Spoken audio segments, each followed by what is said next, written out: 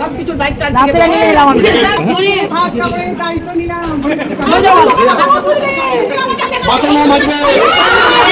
নতুন বউ বাড়িতে আসার পরের দিন আশীর্বাদের পর্ব চলছে। আর এখানে দেখো কাকিমণি নতুন বউকে আশীর্বাদ করছে, তারপরে কাকুও করলো।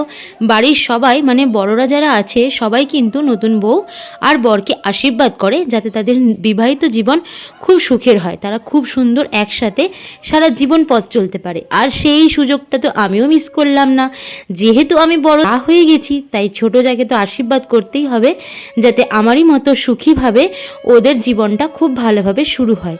তো যাই হোক, সুমনও কিন্তু খুব লাজুক হলেও ও কিন্তু আশীর্বাদটা করেছে নতুন ভাই আর নতুন বউকে। আর যাই হোক, এখানে আমরা খুব এনজয়ও করেছি মাঝখানে। তারপর ছিল অনেক রকম গেমস, পরের দিন অনেক কিছু থাকে, তার মধ্যে এই হাঁড়ির ঢাকা লোকানোটা ছিল আর একটা গেমস।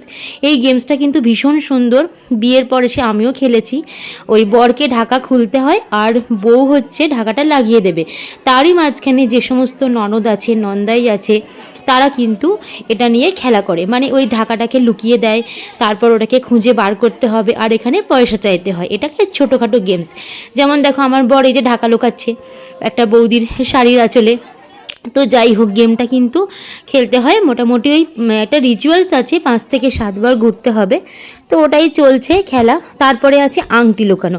আংটি লুকানোটা ছিল খুব সুন্দর। দেখো এখানে বর আর বউ বসে গেছে আর ওই যে গামলায় দেখতে পাচ্ছ ওখানে আছে জল আছে দুধ আছে, একে অপরের আংটিটা খুঁজে বার করতে হবে।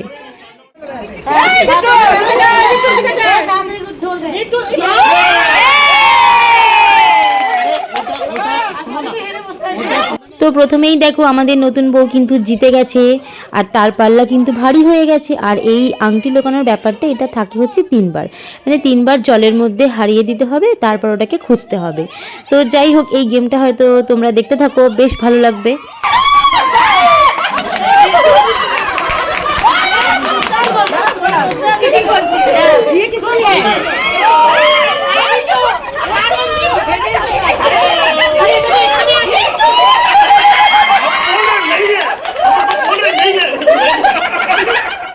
আংটি লোকানো তো শেষ, এবার চলছে একে অপরের দায়িত্ব নেবার পালা, মানে ভাত কাপড়ের অনুষ্ঠান।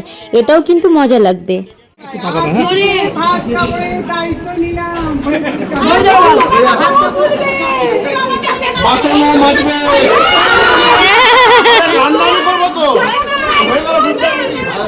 তোমার ভাত কাপড়ের দায়িত্ব আমি নিলাম।